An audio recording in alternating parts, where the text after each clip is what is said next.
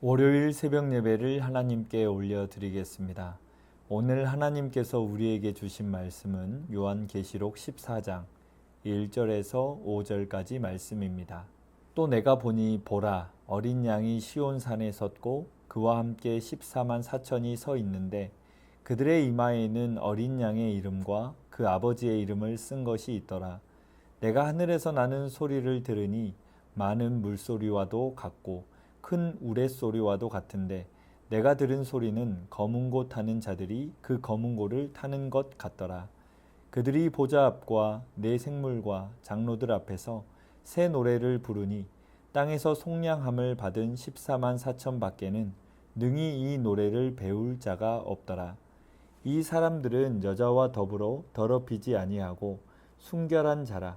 어린 양이 어디로 인도하든지 따라가는 자며 사람 가운데에서 속량함을 받아 처음 익은 열매로 하나님과 어린 양에게 속한 자들이니 그 입에 거짓말이 없고 흠이 없는 자들이더라. 아멘. 오늘 본문은 13장과 밀접하게 관련됩니다.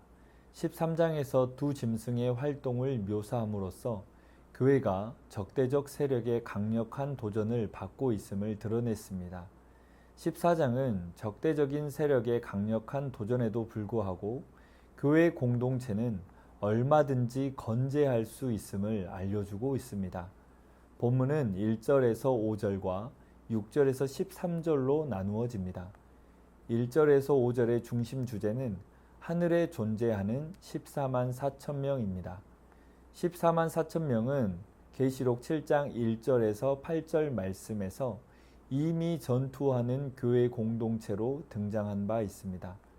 이제 이 공동체는 하늘에 존재하는 것으로 묘사됩니다.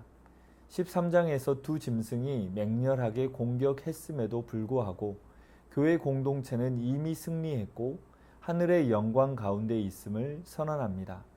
이어지는 6절에서 13절에서는 심판을 언급하는데 역시 13장과 관련됩니다. 여기서는 짐승에게 굴복한 자들은 최후의 심판을 면할 수 없음을 경고합니다.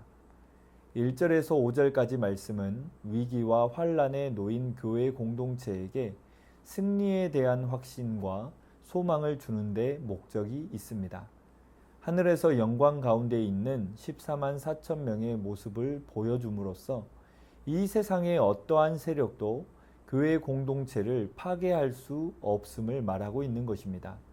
이어지는 6절에서 13절은 이전 말씀과 더불어 짐승에 맞설 수 있는 동기로 제시한 최후의 심판은 성도가 깨어 있어야 한다는 경각심을 주어 위기와 환란을 이길 원동력을 제공합니다.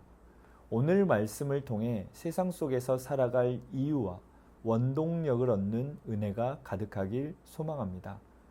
자녀는 부모의 외형적 모습뿐 아니라 내면적 모습도 닮아갑니다.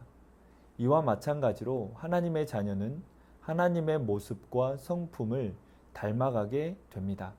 하나님께서는 우리의 눈에 보이지 않지만 말씀으로 우리와 함께 하십니다. 본문을 통해 지금 나의 성품과 신앙은 누구를 닮아가고 있는지 확인하는 시간이 되길 원합니다. 오늘 본문을 통해 먼저 성도의 참된 모습을 보게 됩니다.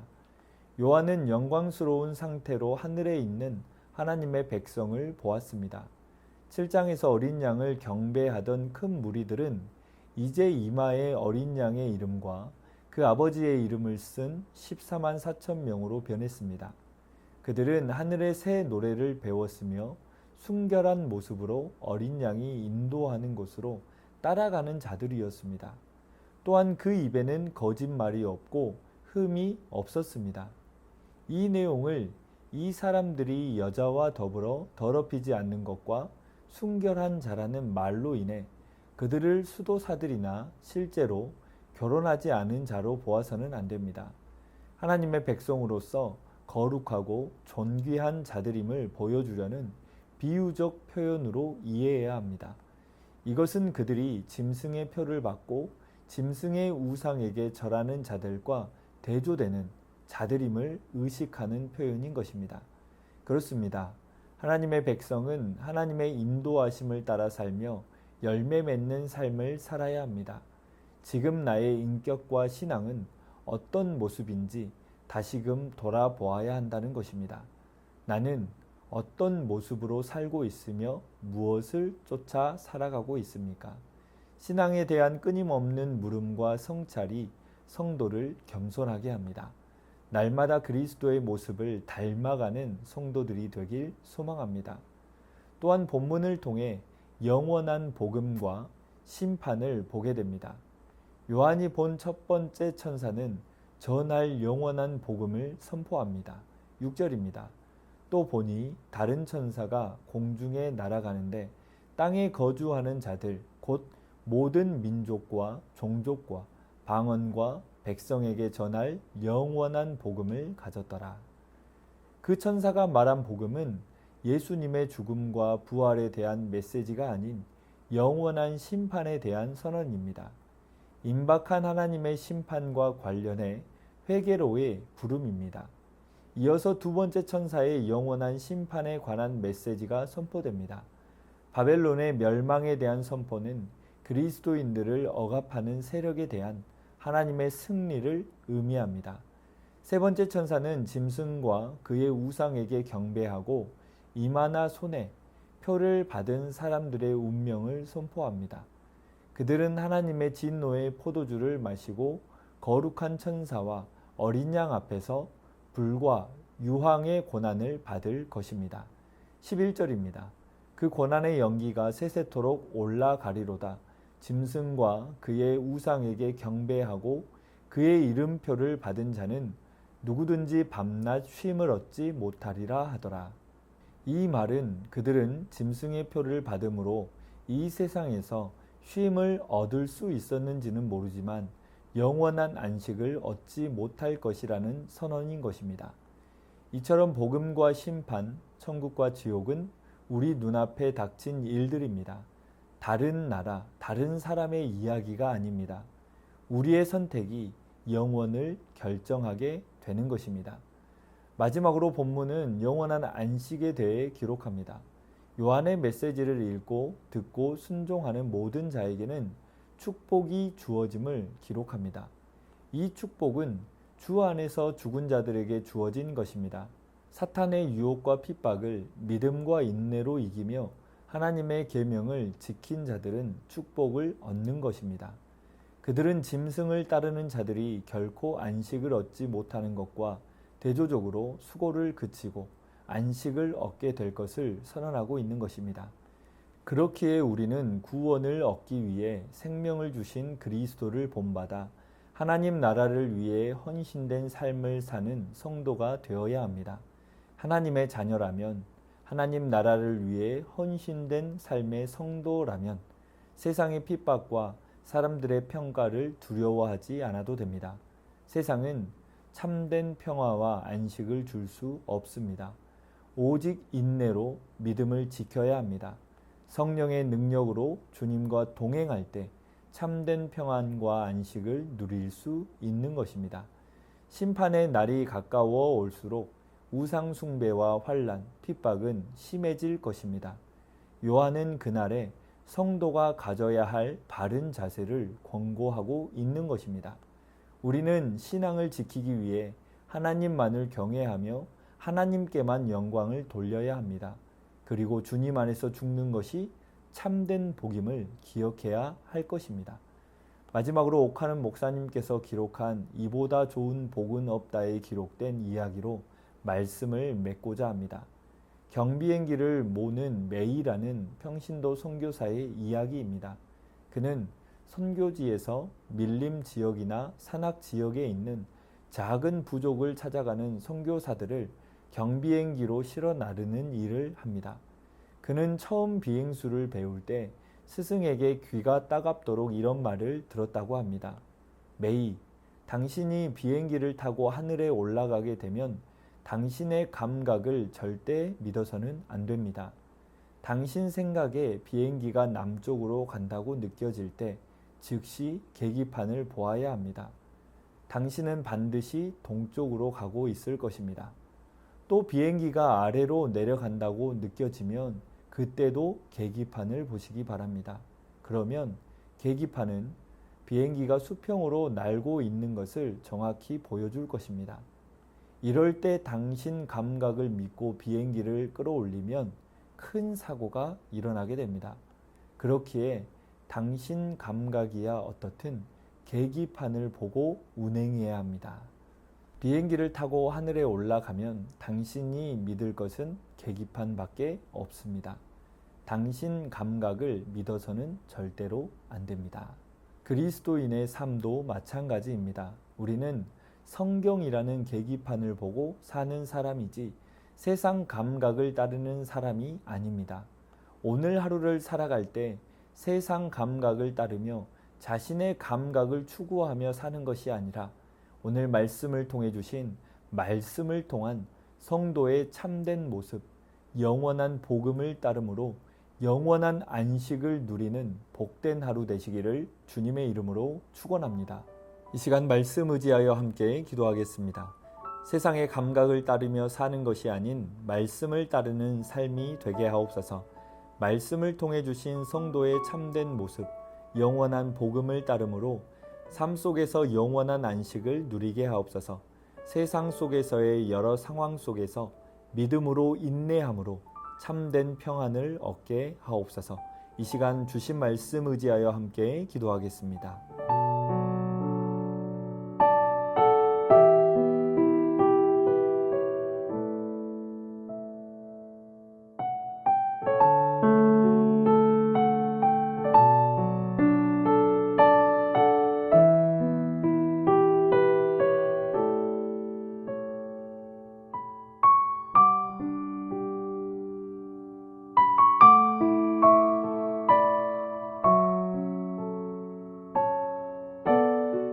계속해서 나라와 민족 위하여 함께 기도하겠습니다.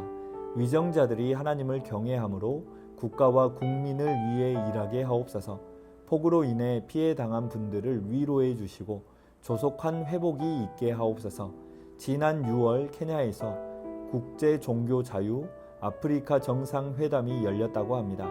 논의된 의제들이 구체적으로 실천되고 아프리카 대륙이 자유와 평화의 땅이 되게 하옵소서. 이 시간 나라와 민족 위하여 함께 기도하겠습니다.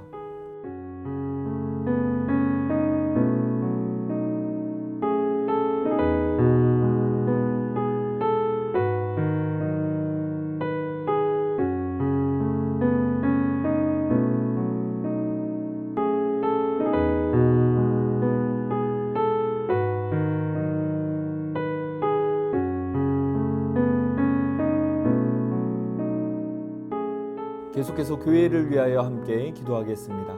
모두가 세속의 길을 따라갈 때 주님만이 힘되시고 왕이시며 영광임을 고백하는 세순 공동체 되게 하옵소서.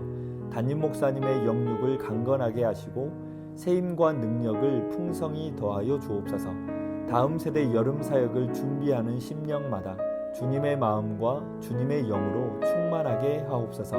이 시간 교회를 위하여 함께 기도하겠습니다.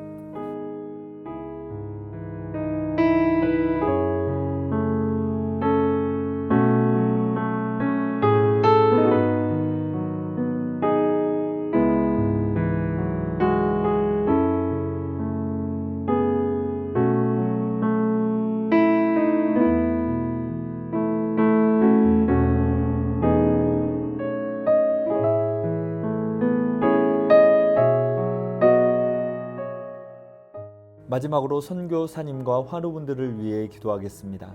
오늘은 캄보디아 조학현 정승원 선교사님을 위해 기도하겠습니다. 기초 성경 공부를 시작한 끄돌마을 점라은 씨가 믿음의 성장을 경험하며 10월에 세례를 받을 수 있게 하옵소서. 태국의 분쟁으로 국경들이 폐쇄되고 육로를 통한 국가 간의 교류가 제한되었습니다. 속히 해결되어서 안정과 평화를 되찾게 하옵소서. 환우분들을 위해 기도하겠습니다. 조종순 권사님의 남편 백형호님 뇌출혈로 입원 중에 있습니다. 일반 병실로 옮겨 재활치료와 언어치료 중입니다. 회복시켜 주시고 일상생활이 가능하게 하옵소서. 주님께서 치유하여 주옵소서. 박훈규 집사님 뇌경색 치료 후 재활을 통해 나아지고 있습니다. 리을 발음이 잘 안 되는데 혀가 풀리고 잘 회복할 수 있는 은혜를 주옵소서.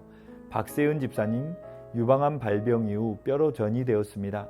육신의 모든 통증이 사라지고 마음 가운데 하나님의 깊은 위로와 회복의 은혜가 충만히 임하게 하옵소서.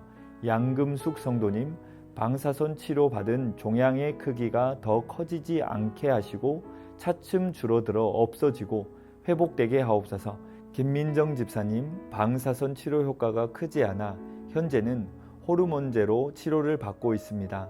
검사 수치가 더 이상 악화되지 않고 안정되며 하나님의 은혜로 점차 회복되게 하옵소서. 권호순 권사님, 커진 종양을 줄이기 위해 독한 항암을 한 결과 현재 면역력이 없는 상태로 장거리를 오가는 것도 주의해야 합니다. 항암이 효과가 있어 병이 호전되게 하옵소서. 온전한 치유 있게 하옵소서. 노성빈 형제님, 크론병으로 8주에 한 번 주사제 치료를 하고 있습니다. 부작용 나타나지 않게 하시고 소장의 염증이 사라지게 하시며 체중 조절을 잘해서 건강이 회복되게 하옵소서. 이외에도 수술과 시술 중에 계신 분들, 회복 중에 계신 분들, 모든 환우분들의 몸과 마음을 회복시켜 주옵소서. 선교사님과 환우분들을 위해 기도한 후 자유롭게 기도하겠습니다.